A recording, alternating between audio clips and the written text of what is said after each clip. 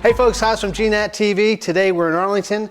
We're at the fire department. I'm talking with Jamie Poston, who's the fire chief. And today it's all about fire extinguishers and smoke detectors. Correct. So I guess let's start with, this is my fire extinguisher. That the reason I'm here today, one of the reasons is I just got my new insurance and they said, how's your fire extinguisher?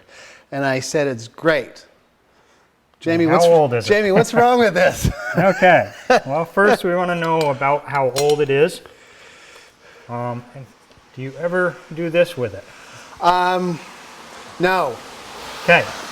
So one of the problems with an old extinguisher that sits around for a long time is that the powder will actually solidify in the bottom of the extinguisher, and then when you go to discharge it, there won't be anything coming out. So proper maintenance is to once a month shake that thing. Shake it around. Keep that powder loose. Now let me ask you something.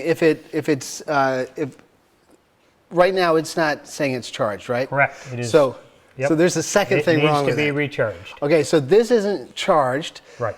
But even if it was charged and I didn't shake it, is that still a problem? You may get some discharge. You won't get 100%. Right. So you want to make sure that they're agitated every month or at least every couple months. Just Good exercise for the kids. Loose. Okay. Yours is approximately a 10-pound extinguisher. Standard homeowner extinguisher is a 5-pound. That would be this one here. It looks so small. It does.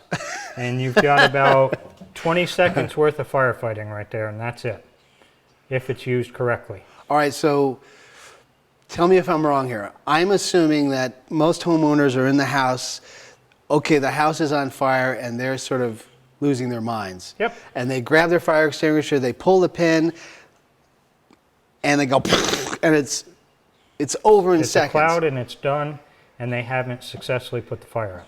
Okay. So there's a real skill here. There is. There's some training to go along with this. Probably the biggest problem that we see is people do not pull the pin properly. They don't get it out. It'll jam up. It won't come all the way out, and then you go to depress it, and it doesn't do anything because it's still locked. Pull the pin, aim at the base of the fire. The base of the fire. Base of the fire, and sweep it side to side. Now, if that's on the floor, if it's crawling up the wall, hit the base of the fire. It's still going to hit the base and come up. Yep. Right, because it's going to go like a big cloud.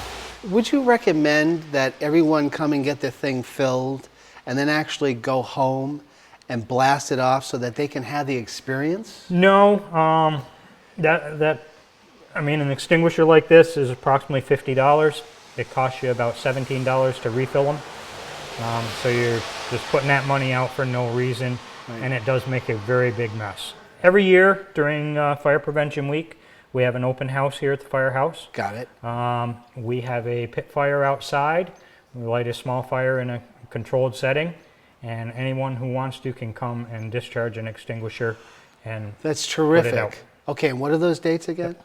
It'll be in October. It's usually the second week of October. Okay. And we typically go on a Tuesday evening, and we'll do an open house. So that would be a good time too for people to bring their kids, Absolutely. who may be the only one in the house that can stop the fire. Correct.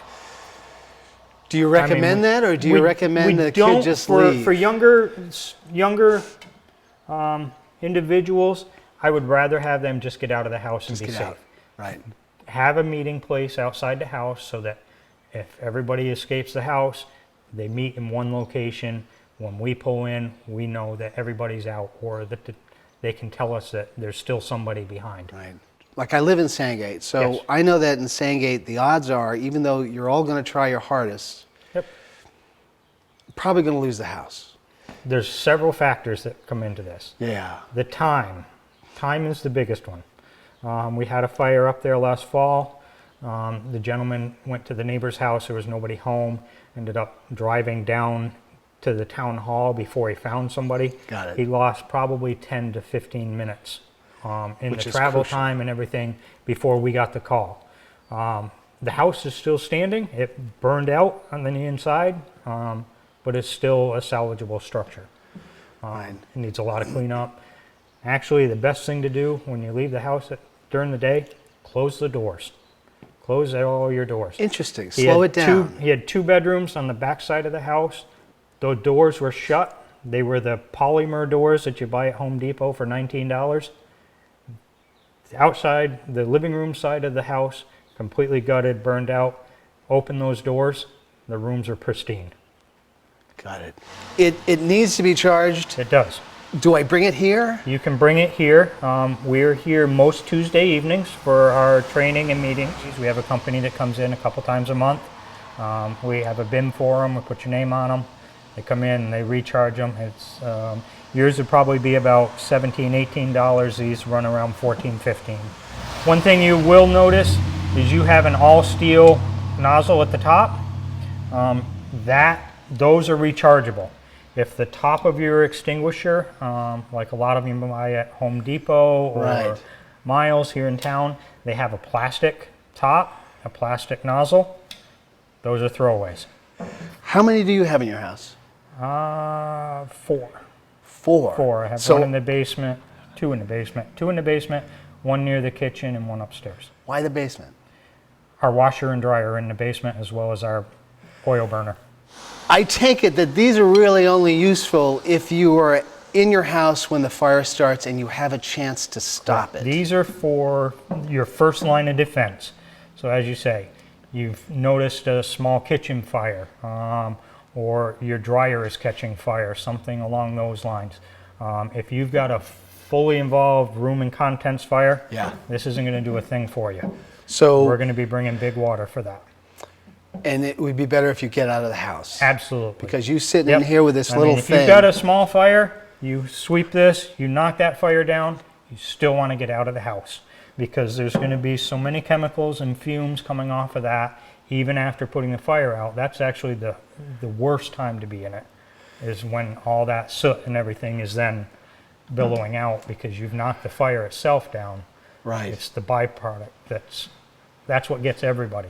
It's not the fire that kills and injures, it's the smoke. You pull the pin and you go to discharge it and there's nothing coming out, get out. Get out. Get out. It's time to leave. It's time to leave. Don't mess around with it. The fire moves way too quick, and the longer you take to call us, the worse it's going to be. I have a 200-year-old house. That thing's going to burn like no tomorrow, isn't it? Most likely balloon construction. If it gets in the walls, it's going to the attic, it's going to the basement. And it's incredibly dry after all these years. Yep. Okay. Yep. It'll be the best fire I ever had in my house. Well, I hope not.